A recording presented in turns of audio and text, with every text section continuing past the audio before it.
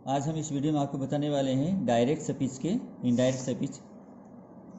और देखिए कि ही सेड टू मी, उसने मुझे कहा ये रिपोर्टिंग वर्ब है, ये रिपोर्टिंग वर्ब का सब्जेक्ट है और रिपोर्टिंग वर्ब का ये ऑब्जेक्ट है। और इधर ये इन्वर्टेड कोमा है, इधर इन्वर्टेड कोमा है, दो उल्टा कोमा दिखा रहे हैं आपको दोनों साइड में। तो इस प्रकार से ये क्या है, इन्वर्टेड कोमा है या फिर उल्टा कोमा, और ये क्या है, कोमा है, और ये इंटरोगेटिव मार्क है। तो डू यू वॉच टीवी, क्या आप टीवी देखते हो? उसने मुझे कहा क्या आप टीवी देखते हो। तो ये पास्ट टेंस में है रिपोर्टिंग वर्ब, और ये प्रेजेंट इंडेफिनिट टेंस में है। तो ये पास्ट टेंस में है तो हमें इसको भी प्रेजेंट टेंस में लिखना होगा।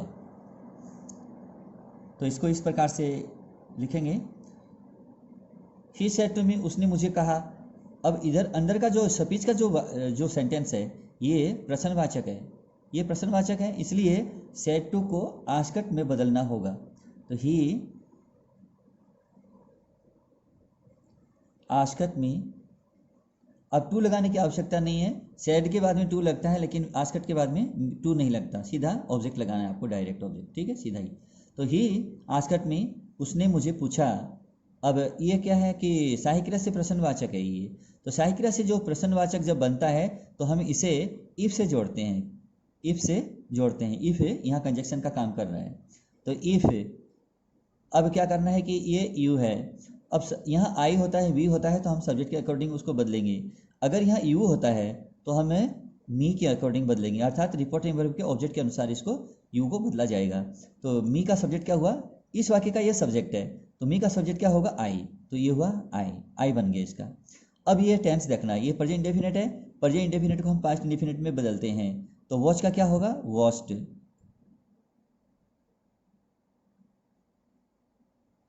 डू को हटाना होगा, डू नहीं आएगा अभी इसमें। वॉच्ड टीवी हो गया उत्तर। ही आस्क्ड मी, उसने मुझे पूछा, इफ आई वॉच्ड टीवी, क्या मैं टीवी देखता था, ये हुआ। अब अगला देखिए, आई सेड टू हरी, मैंने हरी से कहा।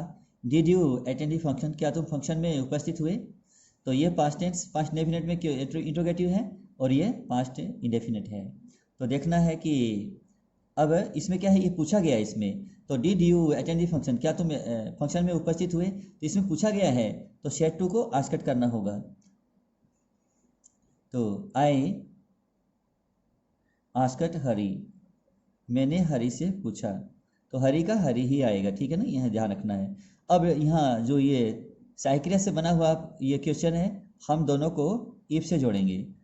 अगर ये साधारण वाक्य होता तो दैट से जोड़ा जाता, ये आपको ध्यान में रखना होगा।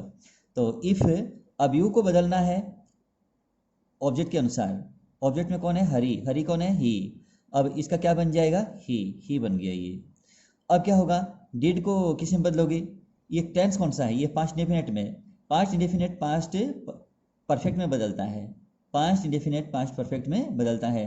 तो डिड का हेड बन जाएगा, और जब हेड लगता है तो अटेंड का अटेंडिड हो जाएगा, थर्ड फॉर्म बन जाएगा, क्योंकि परफेक्ट है। हेड, हैज, हैव ये तभी आएंगे जब आगे वाला परफेक्ट होगा।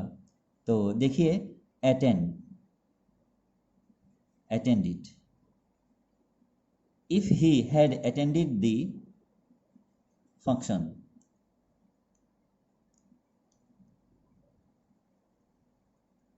he asked Harry, I asked Harry, मैंने हरी से पूछा, if he had attended the function, क्या वह फंक्शन में उपस्थित था।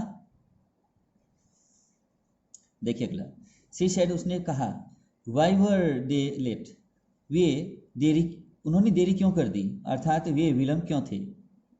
तो शी सेड, उसने कहा नहीं है, अंदर वाला वाक्य जो ये स्पीच का जो सेंटेंस है ये प्रश्नवाचक है, जब तक ये प्रश्नवाचक रहेगा तब तक सेड का आस्क्ड हो जाएगा। तो यहाँ ये बातें ध्यान में रखने की है। सी आस्क्ड, अब आस्क्ड हो गया, वाई का वाई, इसको वाई से ही जोड़ दिया जाएगा। अब जब स्पीच का वाक्य WH वाला शब्द से अगर प्रश्नवाचक होता है तो उसी WH वाले शब्द से उसको जोड़ दिया जाएगा, इसका ये कंजक्शन बन जाता है, ठीक है। तो शी आस्क्ड वाई, अब दे को बदला नहीं जाएगा, दे को बदला नहीं जाएगा, ही, सी, इट और दे कभी बदलते नहीं हैं, तो इसका दे का दे ही आ जाएगा। Why they why they. अब वर्ब का देखिए इज आर वॉज वर्ब में बदल जाता है, वॉज वर्ब आता है ना क्वेश्चन में तो उसका हैड बीन बना दिया जाता है, उसका वो हैड बीन में बदल जाता है। तो इसका क्या हो जाएगा, हैड बीन, ये हैड बीन में बदल जाते हैं। और उसके बाद में क्या होगा, लेट का लेट आ जाएगा। तो ये हो गया, क्लियर हो गया वाक्य। सी आस्कट, उसने पूछा why they had been late, उन्हें देरी क्यों हो गई थी, हो गई थी। तो ये हो गया। देखिए अगला, शी सेड, उसने कहा do not play in the sun, धूप में मत खेलो, सूर्य में मत खेलो ऐसा नहीं है, धूप में मत खेलो। तो सन का वैसे सूर्य भी होता है, यहाँ इन द सन का मतलब हुआ धूप में, धूप में मत खेलो उसने कहा। तो इसमें दो तरफ की बातें हैं, इसमें मैं आपको बता देता हूँ। एक तो इसने मना किया है, तो मना किया है तो हम ऐसे लिख देंगे, इसको फॉरबिड कर देंगे, सी फॉरबिड। अब उसने मना किसको किया, कल्पना कीजिए कि वो मैं ही था, तो इसमें क्या करोगे, मी लिख दीजिए आप, यहाँ ब्रैकेट में डाल दीजिए, क्योंकि इसमें तो मी है नहीं, तो मी को अपनी तरफ से लिखना होगा, अन्यथा ये बदला ही नहीं जाएगा फिर तो, ठीक है ना। तो फॉरबिड करके, फॉरबिड करके, सी फॉरबिड करके उसके बाद में ब्रैकेट में मी लिख दीजिए। यहाँ आप क्योंकि उसने कहा तो दीवार से तो कहा नहीं, उसने कि कोई तो था वहाँ, तो कल्पना कीजिए आप ही थे, तो सी फॉरबिड मी, उसने मुझे मना किया। अब मना किया, फॉरबिड का मतलब होता है मना किया, तो डू नॉट तो ये तो चला गया, ये इनका तो काम हो गया, इतने का तो काम हो गया। अब आगे बच गया ये वर्ब, तो वर्ब को जोड़ने के लिए हम टू का यूज करते हैं, to play, to play in the sun, to play in the sun, ये हो गया। तो she forbid me to play in the sun, उसने मुझे धूप में खेलने से मना किया, ये हो गया इसका, तो मना किया, ये हो गया इसका। देखिए इसके बाद में I said to the student, मैंने विद्यार्थियों से कहा नेवर वेस्ट योर टाइम, अपना समय कभी बर्बाद मत करो। तो मैंने क्या दिया, उनको धमकी दी क्या, नहीं, मैंने उनको सलाह दिया है कि अपना समय बर्बाद मत करो, ठीक है ना। तो आप चाहे सलाह कर दीजिए, या फिर मैंने उनको कुछ करने के लिए या कुछ नहीं करने के लिए अगर कह रहा हूँ, क्योंकि खुद अगर नहीं काम करता है व्यक्ति, दूसरे से काम करवाता है, तो वो आस्कट भी होता है। तो आस्कट एक ऑलराउंडर वर्ड होता है इसके लिए, तो आप यहाँ आस्कट भी कर सकते हैं। तो मैं यहाँ आस्कट करके आपको दिखा रहा हूँ। I asked the student, asked the students, students. अब इसमें क्या है, नेवर है, तो students never to, never to, never to waste, never to waste. अब योर किसके लिए है, विद्यार्थियों के लिए है, तो ये क्या हुआ, विद्यार्थी, डियर हो जाएगा इसका, क्या हो जाएगा, डियर, इसका जो पॉजिटिव एडजेक्टिव डियर हो जाएगा, डियर। तो डियर करने के बाद में अब क्या करना है कि योर को डियर में बदल दिया, टाइम कर दीजिए यहाँ, टाइम। तो I asked the students never to waste dear time, मैंने विद्यार्थियों से अपना समय कभी भी बर्बाद नहीं करने के लिए कहा, ये हो गया। अब उसके बाद में आगे देख लीजिए सेंटेंस।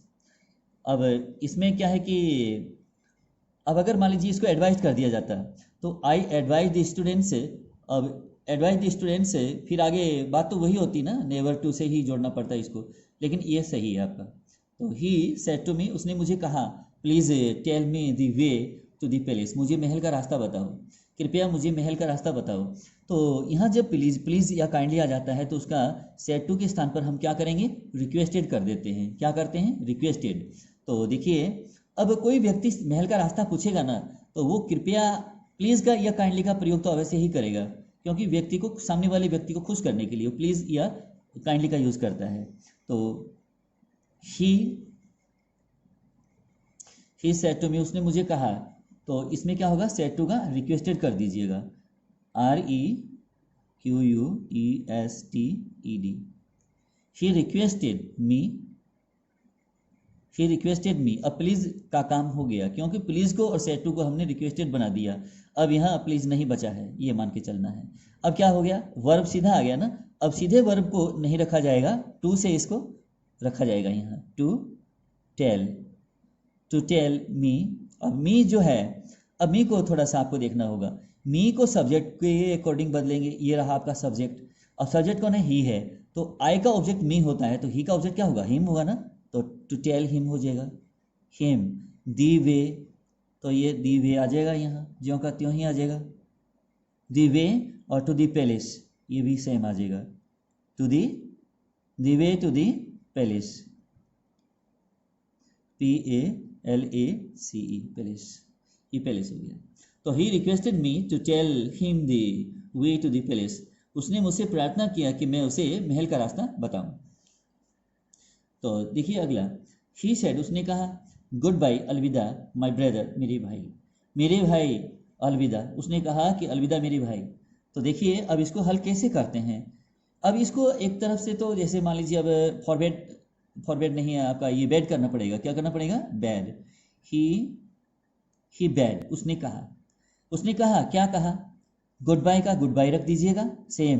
तो यहाँ जो फर्स्ट पहली एबीसीडी का जो यूज हुआ है, इसको आप सेकंड में कर दीजिए, यानी कि स्मॉल एबीसीडी में रख दीजिएगा इसको, तो ये वाक्य बीच का हो जाएगा ये शब्द। तो ही बैड गुड बाय, बीच में हाइफन रखते हुए गुड बाय। अब क्या करना है? इसको यहाँ टू से जोड़ना होगा, गुड बाय टू। अब ये माई को बदलना है ही के अकॉर्डिंग, माई को ही के अकॉर्डिंग बदलना है। तो ही का, अब जैसे आई का माई होता है तो ही का हिज हो जाएगा, तो यहाँ हिज लगा दीजिएगा, हिज ब्रदर। तो इसका हो गया, ही सैड, उसने कहा, गुड बाय माई ब्रदर, मेरे भाई गुड बाय यानी अलविदा। तो he bade goodbye to his brother, उसने अपने भाई से गुड बाय कहा, ये हो गया। तो देखिए मुझे उम्मीद है कि आज के ये जितने भी सेंटेंस थे आपको अच्छी तरह से समझ में आ गए हैं, और हमारा ये जो इनडायरेक्ट स्पीच का कई वीडियो में आपको समझाने वाला हूँ। एक वीडियो से नहीं होता है, कई वीडियो चलेंगे इसके आपके लिए। और ये आज का आपको वीडियो कैसे लगा, आप इसमें अधिक से अधिक शेयर कीजिएगा, मेरे वीडियो को पसंद आ जाए तो, और अधिक से अधिक इसको लाइक कीजिएगा, और मेरे चैनल को काफ़ी संख्या में सब्सक्राइब कीजिएगा।